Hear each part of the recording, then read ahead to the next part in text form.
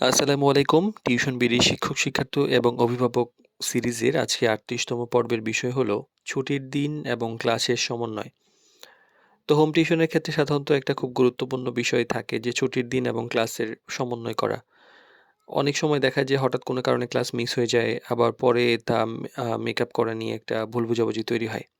তো এইটার আসলে শুরু থেকে একটা পরিষ্কার এবং সম্মানজনক সমন্বয় বা আলোচনা করে ঠিকঠাক রাখলে এইটা সুন্দর হয়। তো এর জন্য আগেই নিয়ম ঠিক রাখতে হবে যে সপ্তাহে কয়দিন ক্লাস হবে, কখন ক্লাস হবে, ছুটি থাকলে কিভাবে হবে, সরকারি বা অন্যান্য যদি ছুটি থাকে তাহলে সেক্ষেত্রে সিদ্ধান্ত কি হবে। তো এই বিষয়গুলো পরিষ্কার থাকা উচিত। আর আগেভাগে জানানোর একটা ব্যাপার থাকে। টিচার হোক, শিক্ষার্থী হোক বা গার্ডিয়ান যিনিই হোক না কেন, যদি কারো কোনো কারণে ক্লাস ক্যানসেল হয় সেটা অবশ্যই আগে জানানো উচিত। তাহলে কিন্তু পরবর্তীতে এই সমস্যাটা তৈরি হয় না। আর মেকআপ ক্লাসের যে পরিকল্পনাটা থাকে যে কিভাবে ক্লাসটা অতিরিক্ত ক্লাসটা পূর্ণ হবে সেটা কি অতিরিক্ত দিনে বা হচ্ছে সময় বাড়িয়ে নেওয়া নাকি সপ্তাহের শেষে একটা সমন্বয়? এই ব্যাপারগুলা কিন্তু আলোচনা করে অবশ্যই ঠিক রাখতে হবে। কারণ আপনি সপ্তাহে জয় দিনই পড়ান না কেন, মাসে কিন্তু ইন ডিটেইল হয়তো ১২ দিন হইতে পারে, ১৬ দিন হতে পারে, ১৫ দিন হতে পারে, ২০ দিন হতে পারে।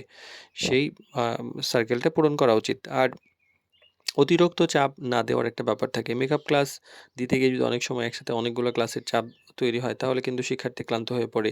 শেখার মান কমে যায়। তাই ধীরে এবং পরিকল্পিতভাবে এই ক্লাস সমন্বয় করা উচিত। আর পারস্পরিক সম্মান বজায় রাখার একটা জায়গা এখানে তৈরি হয় যেহেতু শিক্ষক নিয়ে কাজ হচ্ছে। ছুটি বা ক্লাস মিস হওয়া একটা খুবই স্বাভাবিক ব্যাপার। তো এই ক্ষেত্রে সবচেয়ে গুরুত্বপূর্ণ ব্যাপার হইলো যে টিচারকেও একটু খেয়াল রাখতে হবে যে পরীক্ষার আগে বা গুরুত্বপূর্ণ সময়ে বা অনেক বেশি ক্লাস যেন মিস না হয়ে যায়।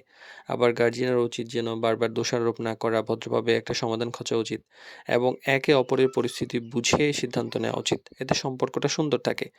আর ছুটির দিন এবং ক্লাস সমন্বয় কিন্তু বিষয়টা ছোট হলেও এটা হোম টিউশনের ধারাবাহিকতার জন্য খুবই গুরুত্বপূর্ণ একটা ব্যাপার।